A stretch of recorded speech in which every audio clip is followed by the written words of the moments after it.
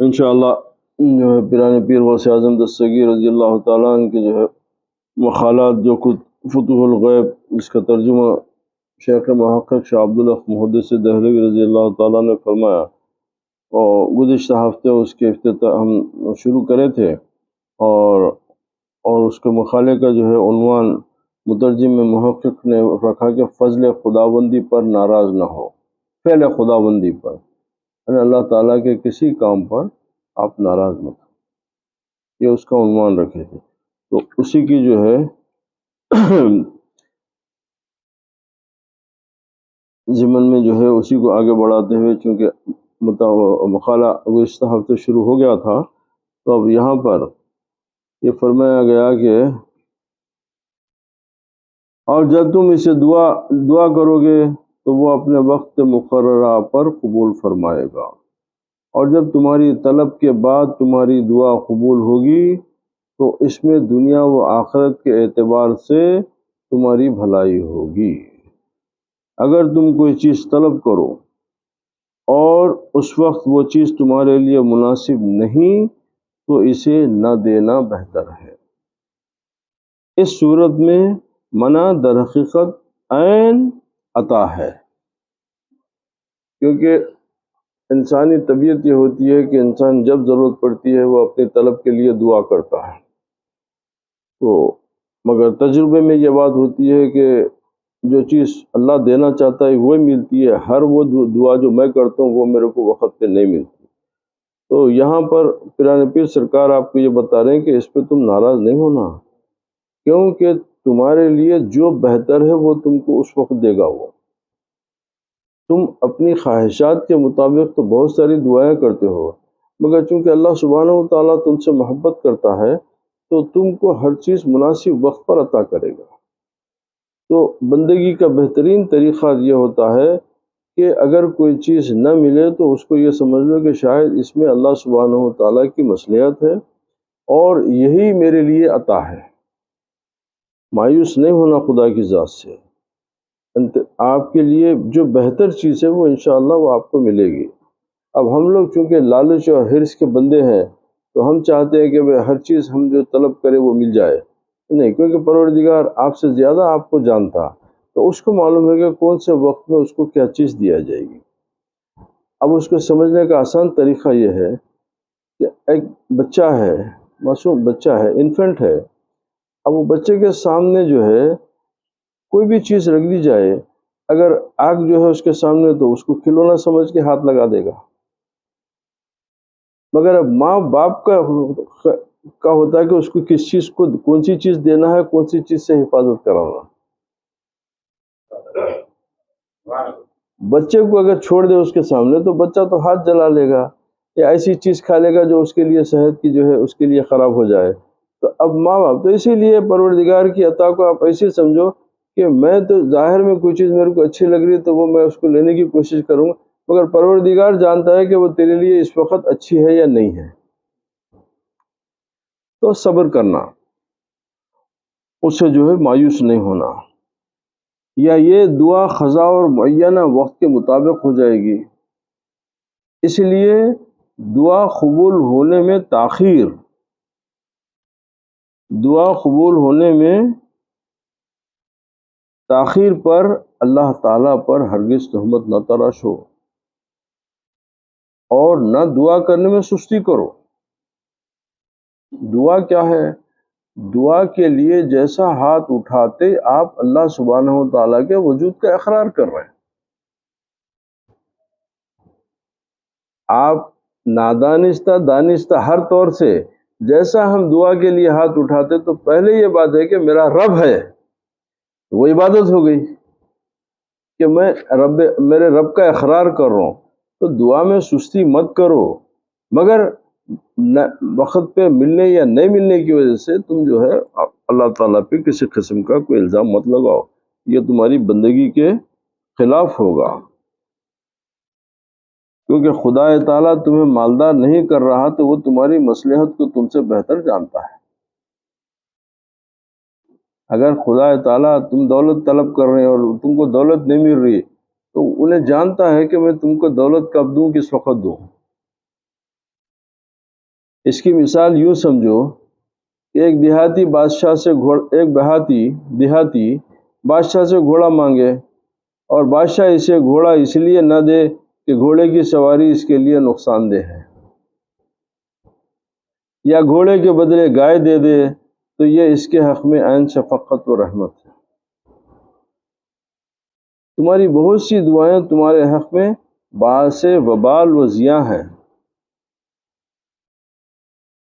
رب ذوالجلال کے کرم کا تقاضا ہے کہ انہیں قبول نہیں فرماتا۔ دعا رد نہیں ہوتی ہے، دعا رد نہیں ہوتی ہے۔ یہ عبارت سابقہ کلام کی تقریر و تقریر ہے، جس کا خلاصہ یہ ہے کہ حصول مقصود کے لیے، یعنی مقصد کے حاصل کرنے کے لیے تقدیر الہی میں وقت مقرر اور مدت مخصوص ہے، جس سے قبل مقصود کا حصول ناممکن ہے۔ اس سے پہلے وہ جو چیز کا آپ قصد کریں، جس چیز کا ارادہ کریں، وہ اس کو پا لینا ممکن نہیں ہے۔ وہ وقت آئے گا تو مل جائے گی۔ اللہ تعالیٰ اپنے بندوں پر مہربان ہے کہ منع و عطا میں، یعنی دینے اور نہ دینے میں، بندے کے حال کی اصلاح اور حکمت کی رعایت منظور نظر رکھتا ہے۔ لہذا حصول مدعا میں تاخیر عدم اجابت اور عطا سے منع کی بنا پر نہیں۔ بولے کہ اگر تمہاری دعا کی پورے ہونے میں تاخیر ہے تو اس سے یہ مطلب مت سمجھو کہ اللہ تعالیٰ تمہاری نہیں سنا۔ نہیں، یہ اللہ تعالیٰ سے دور ہو جا رہے ہیں تم ایسی باتیں سوچ کے، اللہ تعالیٰ سے تم دوری اختیاری ہو جا رہی تمہاری۔ بولے یہ جو ہے تم کو نہیں دینے کی بنا پر نہیں ہے، تمہاری دعا کو رد نہیں کرا، بلکہ اجابت دعا اور عطا کا وعدہ مطلق ہے، کیونکہ اللہ تعالیٰ میرے بندے تو مانگ میں تیرے کو دیتا ہوں بولا انہیں، تو وہ وعدہ ہے اس کا، کسی وقت کے ساتھ مقید نہیں ہے، وقت کے ساتھ مقید ہے۔ کیا اللہ تعالیٰ بولا ہے میرے بندے تو مانگ میں تیرے کو دیتا ہوں، مگر یہ نہیں بولا کہ میں تو جب مانگا جب ہی دیتا ہوں، وقت کے ساتھ متعین نہیں ہے۔ بندہ جب چاہے جس طرح چاہے دعا مانگے، اگر دنیا میں قبول نہ ہوئی تو آخرت میں اس کا صلہ مل جائے گا۔ اور یہ حدیث شریف ہے، یہ حدیث شریف ہے کہ نبی کریم علیہ الصلوۃ والسلام بھی فرمایا کہ مومن بندے کی جو دعائیں دنیا میں رہ جائیں گی، اللہ اس کا اجر اس کو قیامت میں دے گا، حشر میں دے گا۔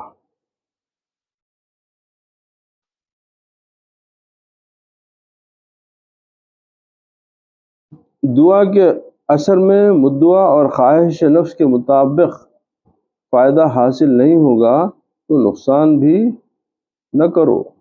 مطلب یہ کہ کیونکہ آخرت میں حاصل ہوگی نا، تو تم اللہ سے مایوس ہو کے آخرت کا نقصان کیوں کر لے رہے ہیں؟ تم اللہ سے ناراض ہو کے اللہ تعالیٰ کے اوپر جو ہے بہتان کر کے، اگر یہ سمجھ کے کہ استغفر اللہ، اللہ میری نہیں سنائی ہے، تو ایسی حرکتوں سے جو ہے تم آخرت کا بھی نقصان کر لے رہے ہیں۔ اگر اجرت کے ساتھ قبول نہ ہوئی تو آخرت میں اس کا اجر پاؤ گے۔ حضور غوث اعظم دستگیر رضی اللہ تعالیٰ یہ کلام ارخاء عنان اور تنزل کے طور پر فرمائے ہیں کہ کیونکہ اس میں دائی ہوائے نفس ہے، کیونکہ یہ تمہارے نفس کی طرف سے خواہش ہو رہی ہے، تمہارا نفس جو ہے اس کی خواہش کر رہا ہے، اس لیے تم جو ہے اس کی دعا کریں، ورنہ تو آخرت کا نفع باقی اور پائیدار ہونے کی وجہ سے ہے، اہم ہے، اتم ہے اور اکمل ہے۔ اس کے مقابلے میں دنیاوی نفع فانی ہے۔ حدیث شریف میں ہے کہ بندہ حشر کے دن اپنے نامہ اعمال میں ایسی بہت سی نیکیاں دیکھے گا جنہیں وہ پہچانتا نہ ہوگا۔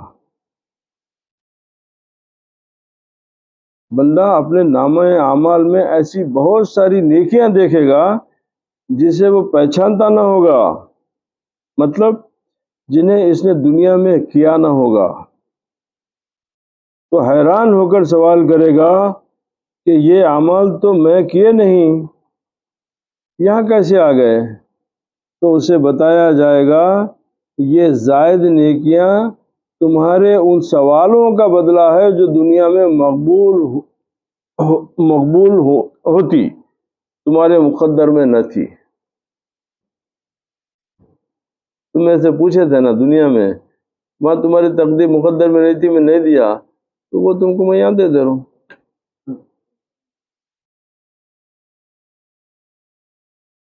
یا جس طرح حدیث پاک کے لفظ ہیں، کیا لفظ ہیں؟ او کما ورد او کما خالا، اور اس قسم کے الفاظ وہاں استعمال کیے جاتے ہیں جہاں، اچھا راوی ایک حدیث کی بحث ہے، تو اس میں کیا ہے کہ تو احتیاطاً اس قسم کے الفاظ ساتھ کہہ دیتا ہے، یعنی جس طرح رسول اللہ صلی اللہ علیہ وسلم نے فرمایا ہے۔ حدیث شریف میں وارد ہے کہ دعا اور اس کی اجابت کا معاملہ 3 چیزوں کے درمیان دائر ہے۔ پہلا کہ بندے کو طلب کے مطابق مل جائے، دوسرا اس کے بدلے مصیبت سے رہائی حاصل ہو جائے، تیسرا اس کے لیے ذخیرہ آخرت بنا دی جائے۔ تو اب بولے کہ دعا ان 3 چیزوں سے قبول ہوتی ہے۔ ایک یہ کہ بندے کے جو طلب کرا اس کے مطابق اس کو دے دیا جاتا، ایک یہ کہ وہ نہیں دے کے تم کو کوئی دوسری مصیبت سے تم کو بچا لیا جاتا، تیسرے یہ کہ وہ تم کو آخرت میں دے دی جائیں گی۔ بس دعا کرنے کا ادنا فائدہ یہ ہوگا، دعا ابھی میں آپ سے ذکر کرا تھا وہی بات آ گئی، پر دعا کرنے کا ادنا فائدہ یہ ہوگا کہ تم اپنے رب کو وحدہ لا شریک سمجھتے ہوئے اسے رحمت وجود اور فضل، اس کے رحمت و وجود و فضل و کرم کی صفت کے ساتھ یاد کرو گے اور اسی سے مانگو گے، اور اس کے علاوہ کسی اور سے طلب نہیں کرو گے، اور اپنی حاجت کسی اور کے سامنے نہ لے جاؤ گے۔ صبح و مساء، صحت اور مرض میں، مشقت و نعمت میں، سختی و نرمی کی حالت میں، تمہاری ان 2 حالتوں میں سے ایک حالت ضرور ہوگی، یا تو تم بالکل سوال نہیں کرو گے اور خضا پر رضا و موافقت کے باعث پہلے خداوندی کے سامنے سر تسلیم اس طرح جھکا دو گے جس طرح غسال کے ہاتھ میں مردہ، یا دایا کے ہاتھ میں بچہ، یا سوار کے سامنے گیند ہوتی ہے کہ اسے اچھا جس طرح چاہے چلاتا ہے، بس تمہیں بھی تقدیر جس طرح چاہے گی اس طرح پلٹے گی، مطلب اور تمہیں اتباع کرنا ہوگی۔ کس بات کی؟ بندہ فرمان الہی کو تسلیم کیے بغیر اور کر بھی کیا سکتا ہے؟ جس طرح کہ گیند بلے کے سامنے چلنے کے سوا کچھ نہیں کر سکتی۔ اگر تمہارے نصیب میں ناز و نعمت ہے تو شکر بجا لاؤ، اگر تمہارے نصیب میں ناز و نعمت ہے تو شکر بجا لاؤ، اس طرح اللہ تعالیٰ تمہیں زیادہ دے گا۔ اس نے خود فرمایا کہ اگر تم شکر کرو گے تو میں تمہیں زیادہ دوں گا۔ اگر تمہاری قسمت میں تنگی ہے تو تم سے مطلوب یہ ہے کہ صبر کرو اور ارادہ و فضل خدا کی اس کی توفیق سے موافقت کرو، یعنی طبیعت اگرچہ جزا و فضا اور مخالفت شکایت پر آمادہ ہو تو اس کے ساتھ آپ جو ہے موافقت کرو، اللہ تعالیٰ کی طرف سے اس کے فضل سے ثابت قدمی، نصرت اور صلاۃ و رحمت عطا ہوگی۔ اللہ تعالیٰ خود فرماتا ہے یقیناً اللہ صبر کرنے والوں کے ساتھ ہے، یعنی مدد کرنے اور ثابت قدر رکھنے کے اعتبار سے اللہ سبحانہ و تعالیٰ صابرین کے ساتھ ہے۔ نیز فرماتا ہے کہ اگر تم اللہ کی مدد کرو گے، اگر تم اللہ کی مدد کرو گے تو اللہ تمہاری مدد کرے گا۔ اب اللہ کی مدد کیا ہے؟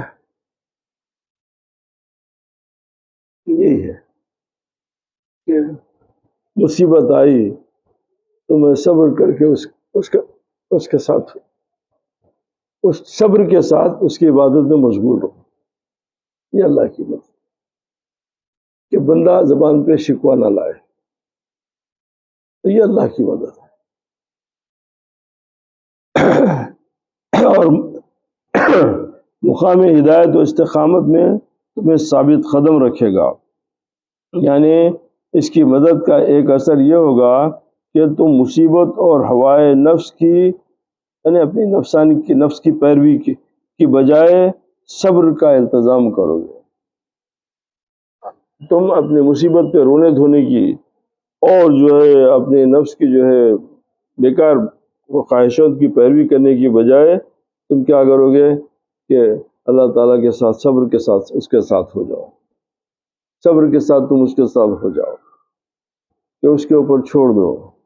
اور یہ کام اتنا مسئلہ بڑا آسان مشکل کام نہیں ہے، مگر ہم لوگ طبیعتاً بے صبرے ہیں۔ دیکھیے کہ ایک بیمار شخص کو ماں کی گود مل گئی تو اس کو بڑی راحت نصیب ہوتی ہے، تو پھر تم اللہ تعالیٰ کی گود سے کیوں دور بھاگ رہے ہیں؟ ایک بیمار کو اگر ماں کی گود میں اس کو لٹا دیا گیا تو وہ ماں کی گود کی لمس اور اس کی ماں کی شفقت دیکھ کے اس کو جو ہے اپنے یعنی ایک سکون نصیب ہوتا ہے۔ تو تم اللہ تعالیٰ کے پاس اسی طریقے سے رجوع ہو جاؤ نا، تو تمہارے لیے سکون کا باعث ہو جاتا ہے۔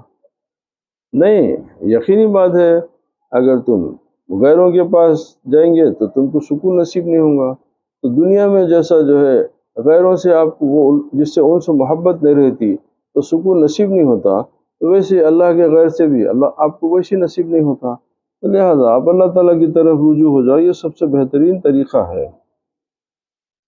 یعنی جب تم اپنی خواہش کی مخالفت میں اللہ تعالیٰ کی مدد کرو گے، اس کے افعال میں عیب جوئی اور ناراضی کا طریقہ ترک کرو گے اور خدا کی طرف سے اپنے نفس کے دشمن بن کر اس پر تلوار سونت لو گے، تو جب بھی نفس کفران نعمت اور شرک خفی کے لیے سر اٹھائے گا تو تم صبر، خدا کی موافقت اور اس کے فعل، وہ وعدے پر تمانیت، وہ رضا کی بنا پر اس کا سر قلم کرو گے۔ اور خدا پاک تمہیں توفیق اور مدد سے سرفراز فرمائے گا، یعنی ہر آفت سے محفوظ رکھے گا۔ اس سے معلوم ہوتا ہے کہ صبر و موافقت پر تثبیت و نصرت مرتب ہوتی ہے۔ صبر کرنے سے آپ کو کامیابی نصیب۔ دیکھیے بڑی سیدھی بات ہے، اللہ تعالیٰ ہم پڑھتے برابر مگر کبھی سمجھتے نہیں باتوں کو۔ ان اللہ مع الصابرین، اللہ صبر کرنے والوں کے ساتھ ہے۔ کیا سمجھے آپ؟ ارے تو صبر کر کے خدا کے ساتھ ہو گیا، اب تو معمولی آدمی تھوڑی رہا، اب تو معمولی آدمی بنے رہا نا، کیونکہ اللہ تعالیٰ والا میرے بندے تو صبر کرا تو اب میرے ساتھ ہے۔ تو جو خدا کے ساتھ ہوا تو اب انہیں ہر چیز سے بلند ہو گیا، انہیں بہت بلند ہو گیا انہیں۔ تو ہم لوگ آیت کو جو ہے صحیح طریقے سے ہم پڑھتے مگر اس کو صحیح طریقے سے سمجھنے کی کوشش کریں۔ بھئی اگر آپ دیکھیے ظاہر میں اگر آپ بھوک پیاس ہے، بھوکے ہے، مگر آپ ایک ایسے شخص کے ساتھ بیٹھے ہوئے ہیں، بھئی کوئی وزیر ہے، کوئی بادشاہ ہے، کوئی منسٹر ہے، کوئی بڑا آدمی ہے جس سے آپ کو دنیاوی فائدے کی امید ہے کہ اگر میں اس کے ساتھ تھوڑا ٹائم گزاروں گا تو میرے لیے بہت بڑا فائدہ ہونے والا ہے، تو آپ کی بھوک نہیں لگتی اس وقت، کیونکہ طلب بڑی ہو گئی تو اب آپ کو بھوک کے اوپر آپ کو قابو ہو گیا۔ پھر یہ کیسی محبت ہے خدا کی کہ خدا کی محبت بھی ہے اور بے صبری بھی ہے؟ خدا کی محبت کا بھی دعویٰ ہے، عبادت کا بھی دعویٰ کر رہے ہیں اور بے صبری بھی ہے، تو مطلب یہ ہے کہ جس کے ساتھ ہے اس کی طاقت سے واقف نہیں ہے، یہ بات ہوئی۔ تو یہاں پر لیکن صلاۃ و رحمت کا ترتب اس کی دلیل یہ آیہ کریمہ ہے، اے حبیب صبر کرنے والوں کو بشارت دے دیجئے، یہ وہ لوگ ہیں جب انہیں کوئی مصیبت پہنچتی ہے تو کہتے ہیں بے شک ہم اللہ ہی کے لیے ہیں اور اسی کی طرف لوٹنے والے ہیں اور اسی کی طرف لوٹنے والے ہیں، انا للہ و انا الیہ راجعون۔ بے شک ہم اللہ کے ہیں، اللہ کی طرف لوٹنا ہے۔ انہی لوگوں پر، یعنی دنیا کے ہر کام اور حاجت میں اور آخرت میں ثواب و عقاب کی خاطر اسی کی طرف لوٹنے والے ہیں۔